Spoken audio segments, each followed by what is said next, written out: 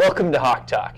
You've probably seen this show before in a locker room, in a coach's office, in a lot of different settings, but we've hopefully finally found a permanent home over at Consolidated in North Dakota, Dickinson, North Dakota. So we'd like to thank them for hosting us, and we'll get right into it with head football coach Pete Stanton. Coach, thanks for joining us. Thanks for having me. All right, Coach, not everyone has probably kept up with us. We've talked each week at Players, but can you give just a brief recap of how we've gotten to this 5-1 point here at the midway point in the season? Yeah, we started our first game of the year, played out in Miles City, Montana, had a great crowd out there, played Western Montana, a very good team, and we lost in that game 29-13, and then we played 3 straight home games after that and defeated Valley City State and had a big win over Northwestern of Iowa, and then also defeated Presentation College, and then we actually were back on the road again and played Valley City State and defeated them for the second time, which was a conference game this time. And then we just this last week took a long road trip out of Waldorf, Iowa to Forest City, Iowa, and were able to win that game 49-13. And so we got our third conference win and got ourselves to 5-1. Sure, we'll delve into that Waldorf game a little bit.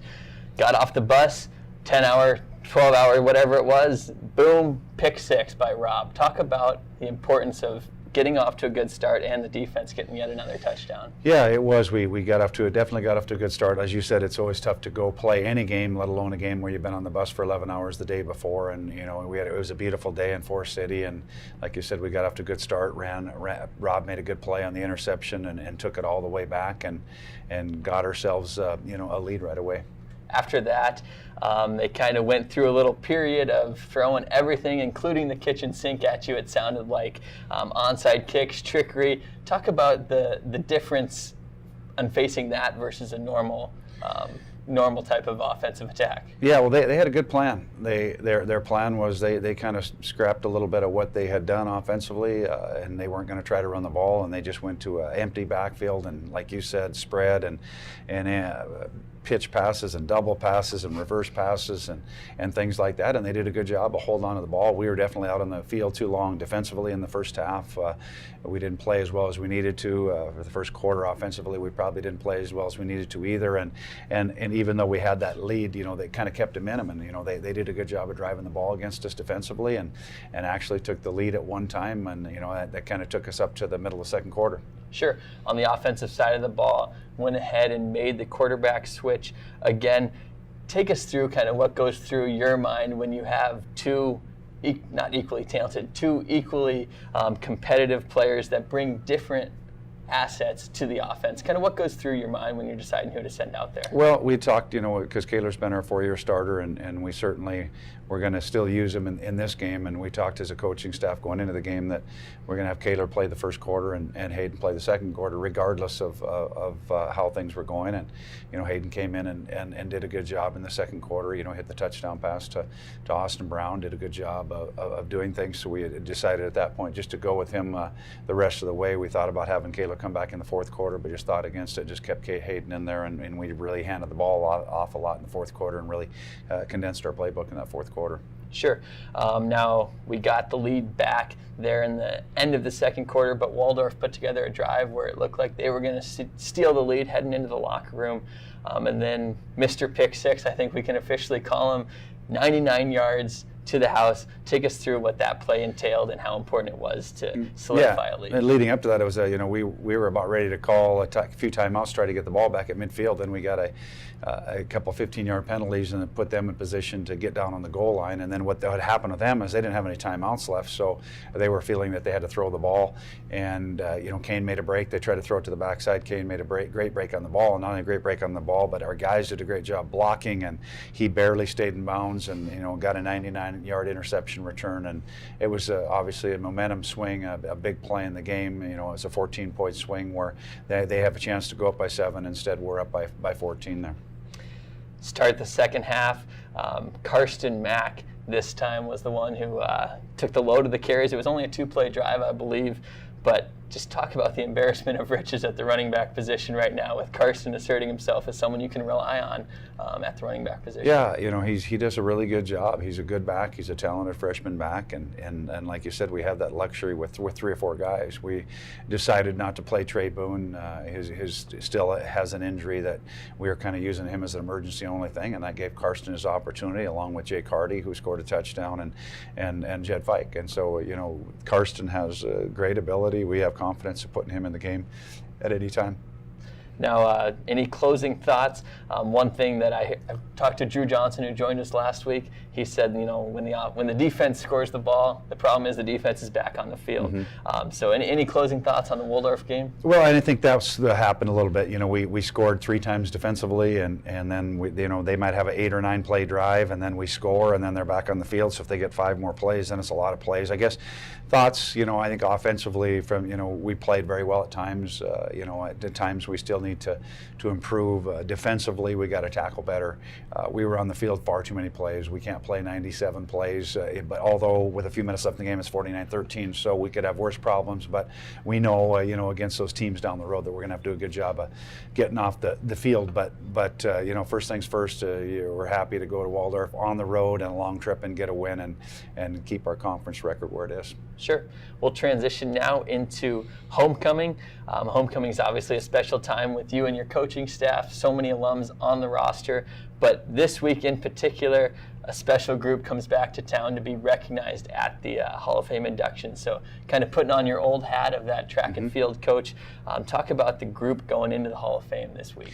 Yeah, an incredible group of athletes going in, both individually, Trevor Berry and Ross Walker, who is also a football player, Derek Atkins and Aaron Clare. Aaron and Trevor and Derek were from the Bahamas, and Ross from Kildare. Sure. And all 4 of them were main cogs of many in the 2004 through 2006 national championship teams, and we were able to win those national championships in track. And then obviously all of them, including 2 of them were placers at the world level in track and field, not just the national level, where they were world-class placers. And then with Aaron was also an Olympic medalist as well. So quite a group of guys, and not only with their accomplishments, but just the type of people that they are. And not only them, but all of those teams, 2004, 2005, 2006, we set conference records for points scored. We broke 15 or 16 school records, broke national records, and they were just a great group of men who not only at the time were great people, but now with what they've done with their careers and things like that, I'm really proud to be associated with those guys. You can ride a couple stellar athletes like that to a conference championship, but I'm assuming it takes the entire team to capture national championships. So is there lessons that can translate from the track to the football team that you're going to share with your guys about that special group? Well, they were just you have to have talent, and they were a very talented group. But I think the one thing that I guess everybody could probably learn from it is their hard work and perseverance. They worked hard. Some people said, oh, they're really talented and they did well. No, they worked hard to where they get there. They were very dedicated. They were very disciplined. And I think the biggest thing is they performed. I think that's maybe the biggest lesson that they win, is they didn't put a lot of pressure on themselves. A lot of the guys from those teams, and we didn't put a lot of pressure on them. We just did our best. We prepared the best we could. We did things well as students, and they did all those things right on and off the field, and they performed and didn't put a lot of pressure on themselves, and that's one of the reasons why they were really successful, in addition to the talent that they had. Sure.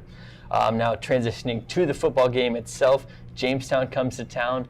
New leadership at Jamestown, new head coach. What can fans expect from the Jimmies? Well, they're a totally different team than what they did last year. They're a lot of two-back type of things. Several of their coaches came from NDSU, and they're running some of those same type of looks. Probably more two-back.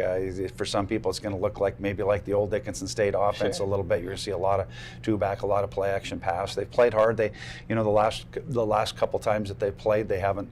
It's been tough from presentation. End up beating them. They had a little bit of hiccup there, but they were toe-to-toe with Valley City. They're capable of scoring a lot of points. They're a much improved team, and it'll be an exciting homecoming game. All right, Coach. Friday night, we got the athletic banquet. That's over at the Astoria, I believe. We'll actually have a special guest that'll be able to give us all the details joining us later. Then Saturday, 1 o'clock kickoff at Jamestown. Is that correct? Yes, 1 o'clock kickoff at Jamestown. All right. Best of luck, Coach. Thanks for joining us. Thanks for having me. Welcome back to Hawk Talk. We're joined now by someone who's got a pretty busy week and has had a busy time leading up to homecoming. You want to go ahead and introduce yourself and your role with the university? I'm Alicia Erickson, the coordinator of Alumni Relations and Events. I'm a DSU alum, so I truly bleed blue and gray, like I believe you do as well, Nate. Definitely, definitely.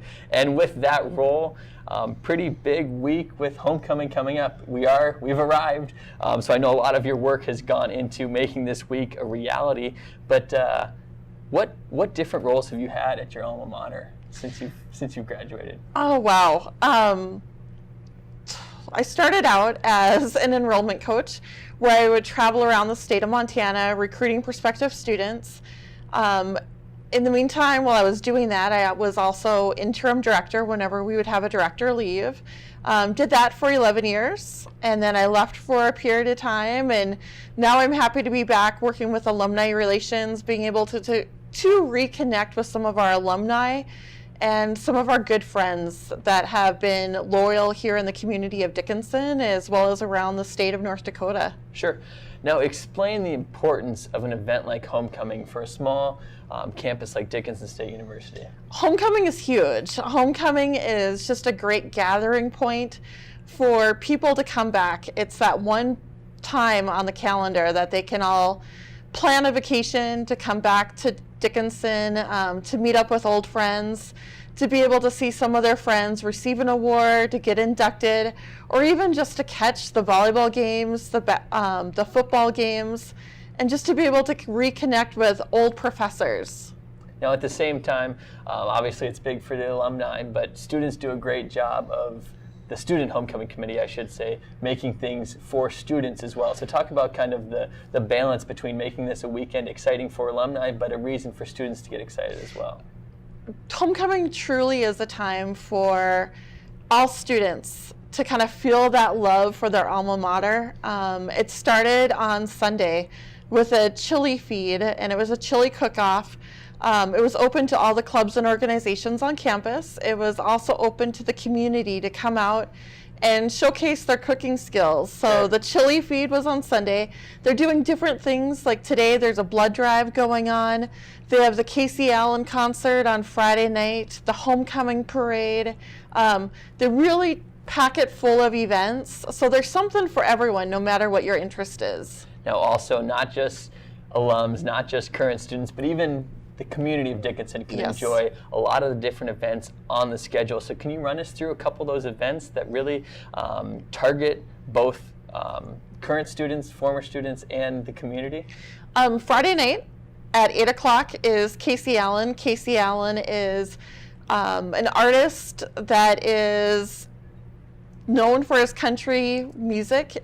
He's trying to make it big in Nashville, and he kind of has some roots to Dickinson. And so he usually will come and play in this area a couple times a year. And so he will be performing in Dorothy Stickney Auditorium. Tickets are available for the community members for $35. You can get those tickets at the event as well as at the DSU Student Center information desk. Okay. There's also the homecoming parade. Everyone looks forward to the parade each and every year.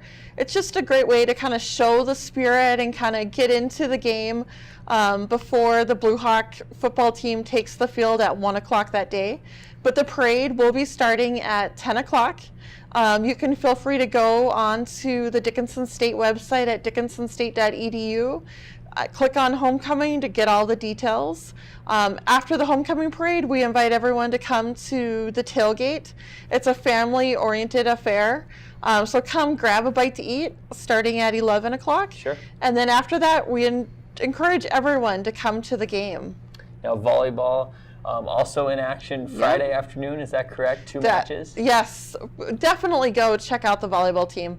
The team has had a season of ups and downs, but there's nothing like the homecoming game and being able to see their family in the stands, Sure. as well as the more people we can get there, the energy kind of goes to the team. So definitely go and check them out on Friday. There's also a chance during the tailgate, I believe they're having a barbecue roast, accepting donations there. So there's a chance to get some pretty special food. I believe the hog is coming right from a farm in Montana. So a chance to get a nice meal while participating in the tailgate if you want to check that out. Now, I have a question for you that might be tough to answer. What is your favorite homecoming event? Oh, I would have to say the football game, just because at the football game, it's the one chance where you get to walk around and see all the various alumni. You get to see a lot of professors that have retired. You also get a chance to see some of the current professors. You get to see community members. The best is getting to see those little kids that are all excited to become maybe a future Blue Hawk one day. But then during halftime, being able to see those honorees. So if you weren't able to attend the Alumni Fellows and Honorees banquet on Thursday night, or to attend the Athletic Hall of Fame banquet on Friday night, you can see them being honored during halftime. That's also when the homecoming king and queen are named. Now, as a new alum, just graduating in May of 2016, I've got to ask, maybe for personal reasons, who is in charge of selecting the alums that are nominated at the various Thursday Night Fellows as well as the Athletic Hall of Fame? It's a lot of hard work trying to figure out. We have about 14,000 alumni that have graduated from Dickinson State. And so we have our alumni committee as well as our DSU Heritage Foundation Board of Directors. Anyone can submit a recommendation or a nomination, and then we kind of go through the process of figuring out, okay, who should these honorees be this year? When it comes to the fellows, we work with the departments. Each of the departments on campus receives a list every year in May, and then they're given a couple weeks to go ahead and narrow it down to one individual. They forward that individual to our alumni relations, and then we work in getting in contact with that individual. When it comes to the honorees, the DSU Heritage Foundation, they go ahead and kind of select some individuals who have really gone above and beyond, not only on the giving side, but as well as just remaining loyal, keeping in contact with their alma mater. Sure. Now, obviously, this you talked about, it goes back as far as May, I'm sure even earlier, for making some of these arrangements for homecoming. So there's got to be a couple other events that are on your docket currently. So would you like to give folks an idea of what they can expect coming from your office that they should mark their calendars for? Definitely. Right after homecoming, the following weekend on October 22nd, we'll be honoring the 1991 football team. Those individuals, that team is the one that was able to go to semifinals. It's the team that has went the furthest for the NAIA for the Blue Hawks. So we'll be honoring them on Saturday, October 22nd. We'll also be having a donor recognition brunch that day. So we'll be able to match up anyone that has given or formed a new scholarship at DSU, a chance to meet the recipient of that scholarship at that brunch. Then coming up on Saturday, November 12th is Cowboys and Candlelight. It's a huge fundraiser for our DSU rodeo team. And then last but not least, to end out the year on Saturday, December 10th, we have Yule Time, and this is the 20th annual Yule Time celebration.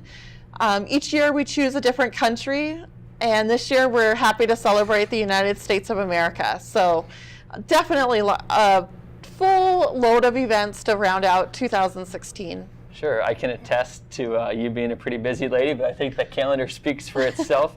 I know you take great joy in homecoming as much as you bleed blue and gray, so I hope you're able to enjoy all the festivities on the docket this week. But thank you for joining us in this busy week to let the folks know what they can count on. Thanks for having me.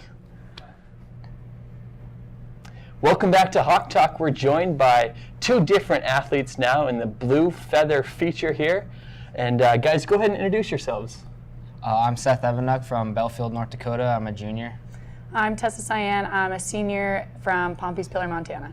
All right, guys, to kind of dust off some nerves here in the camera studio, we want to get you guys a little uncomfortable, some quick hitters, to get to know more about you as well as your teammates. So, Seth, we'll start with you. What's your favorite class? This semester, my favorite class is probably entrepreneurship, which is also my minor as of now, so it's pretty interesting. So, Yourself? My favorite class right now is persuasion because I get to learn how to argue things. Perfect. Now, who is the best dressed and worst dressed on your particular team? oh man. Volleyball-wise, I would say probably Brenna might be the best dressed on the team, and I'm probably the worst dressed on the team. I would say best dressed on the football team is Jamion Lindsay from, he's a wide receiver, and worst dressed, I have no idea. I think some of these guys have some pretty crazy style of outfits. I think there's some candidates that So, would. I mean, there's more than one, for sure. Now, what teammate of yours, volleyball, football, would do better in the other sport? Not better, but the best in the other sport. I think Peyton would probably be the best football player. I would have to say tight end Brian Cronley. He's a pretty good basketball player. Seen him shoot some hoops in intramurals this last year, so I'm definitely Brian at basketball. Now, who's the worst singer on the team? I know lots of long road trips with DSU athletics. You've heard someone belt something out that you thought, what was that? Who's the worst singer? I would probably say myself. I've heard people tell me to quit singing countless times. So, but Yeah, I would say that I might be up there in probably one of the best performers, worst singers, but I think Maggie Rouser is also a very awful singer. All right, now, obviously you guys spend a lot of time on a college campus.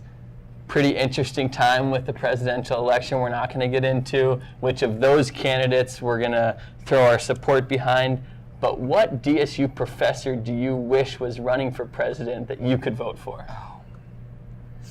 I can't think. I would probably say Dr. Grabowski would be a presidential person that I would be able to not necessarily get behind, but listen to. Sure. I'd like to see my business teacher, Rolf Butz, get up there and lead this nation. He's a German native, but I think he can run the United States pretty well. All right, guys, what are your career aspirations? Seth?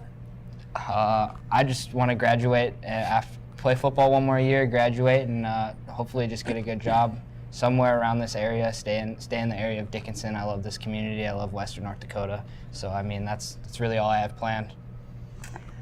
I would like to graduate college here in the spring and then possibly work at the winery a little bit more at Fluffy Fields and see where that could take me. Now, what's your favorite DSU memory? Both of you guys have been here a while now. What's your favorite memory? Last year, winning the conference championship was pretty cool for football. That was a great memory, and I'll always keep that close and dear to my heart. And it was a great time just celebrating with all the teammates, coaches, family. There's a lot of support from the community. It was a great week. Yeah. I would probably say my favorite memory was when the student section stormed the court after our win. That was pretty huge, and then all of our home games, like Seth said, we just have so much support, so it's so great to play in the community, and you get in a gym and you talk to other girls, the other team after the game, and they're like, holy cow, it was just so loud. So I just live for every single home game that we have. Now, who has been your biggest role model that kind of helped you get to where you're at today? Go ahead. I would probably say my mom is my biggest role model. She's taught me the most. She tries to teach me to stay calm and handle situations the best way possible, so she's definitely my role model. Yeah, I would definitely say both my parents and my brother and my sister. We're a very close family, and I was the youngest of the bunch, and they taught me everything I know, so I'd like to thank them for who I am the day they made me who I am. So, Sure. Mm-hmm. Now, there's a lot of younger students out there, maybe junior college like yourself, people who don't know if Dickinson is the right place for them. So what would you tell a prospective student thinking about coming to DSU? if you want to feel a part of something bigger than yourself and automatically connect with people that you wouldn't have thought that you would have connected with, come to Dickinson State, because there's, no matter what you're in, football, basketball, baseball, any sporting event, or any group, if you're not even into sports, you can find something to do and you'll find friends that you'll make great bonds with. I definitely agree with what Seth says. When we have recruits come in, or when there's a freshman fair or something, or high schoolers are here, I definitely tell them that come to DSU if you want to make a difference. It's a smaller community. We're definitely closer. Team-wise, all of the teams support each other. All the clubs support each other. We're really just tight-knit community, and the home games are awesome. All right, guys. Well, if you, upon graduation, need something to do, I think we could hire you on the recruiting staff. That was a nice pitch there. Now let's kind of take a look at different things about you guys. Is more on a more personal note. Both of you suffered injuries this year. What did that help you realize about the sport you play, kind of as you approach the end of your careers? Definitely not take anything for granted.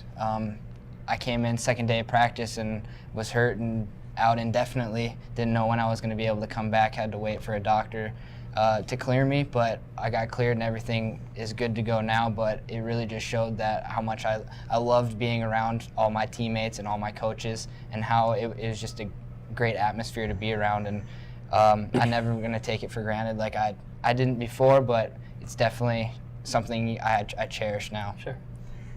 Injuries will definitely change your perspective on sports.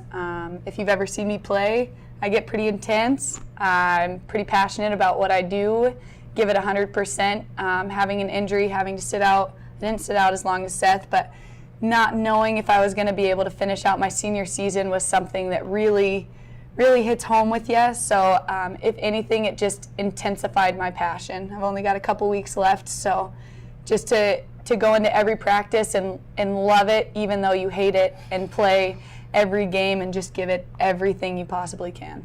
All right, now, both of you guys have some home contests coming up. Talk about, you touched on how exciting it is to play in front of that home crowd, but give the folks a reason to come out, support you guys over the next couple of weeks. It's homecoming this week, so it's a big week, and we got the Jimmies coming to town from Jamestown for our homecoming game, and it's always a good rivalry. We know we're going to get their best shot, and it's going to be a great atmosphere on Saturday, and tonight as well for the girls volleyball game, and Friday they have other games too, so it's going to be a great week for the Hawks. Come out and support us tonight. We play presentation at 6 o'clock. It's Military Appreciation Night. Wear some camo, show the men and women they give up their lives and everything that they possibly could have so we can do what we love. Come out and support them. Home games are great. Come, bring your voices, bring signs, bring whatever you want to do. It's your opportunity to get rowdy as well as ours. So we've got our game tonight, got our game on Friday. Hawks are up. 2 games on Friday. 2 games on Friday. What are the times on those? We play Western Montana at 11 and Grace College at 3, I believe. All right, just for clarification's sake, tonight is Tuesday, so if you're catching this later in the week, unfortunately you might have missed out on that. Check out how we did on dsubluehawks.com. But thank you guys for joining us. It's been a pleasure, and good luck to your teams the rest of the way. Thank you. Yeah, thanks for having us. Thank you for joining us this week on Hawk Talk. Be sure to check out all things Dickinson State related on dickinsonstate.edu, athletics, dsubluehawks.com, and join us next week as we continue to tell you everything you need to know about Dickinson State University.